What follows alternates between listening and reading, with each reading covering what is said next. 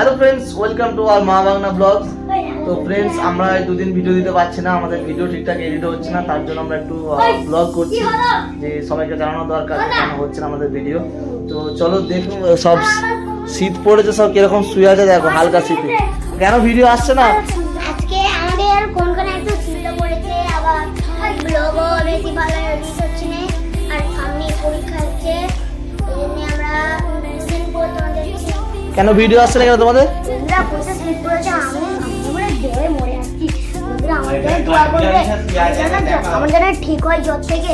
আমাদের পরীক্ষা আছে, এখানে একটা চার বিড়ালি শুয়ে আছে বন্ধুরা। হোসাইন, ভিডিও আসছে না কেন? আর সবাই যার খারাপ বন্ধুরা কি হয়েছে তোমার জানি কি হয়েছে?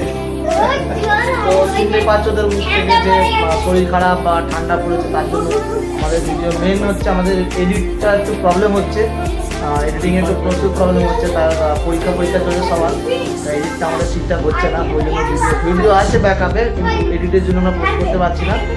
তো এই দেখো অবস্থা দেখো, সব এই করে এরা, ভিডিও করতে এলে এই করবে খালি।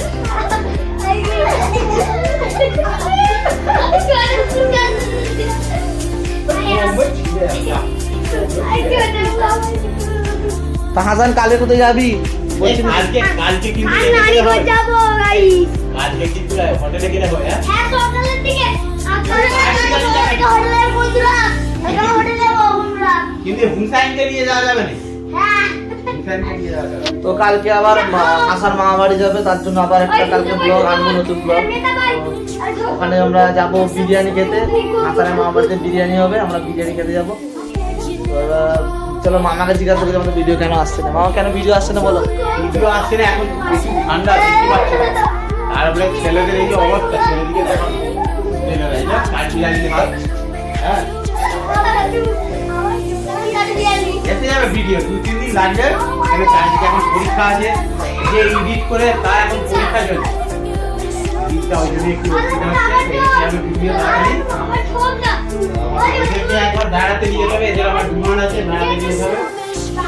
এখানে আমাদের ব্লগ শেষ আজকে। দেখতে পাচ্ছ ওরা কোনো কথাই বলতে দিচ্ছে না, এত মানে ক্যাচামেচি করছে, ওখানে শেষ।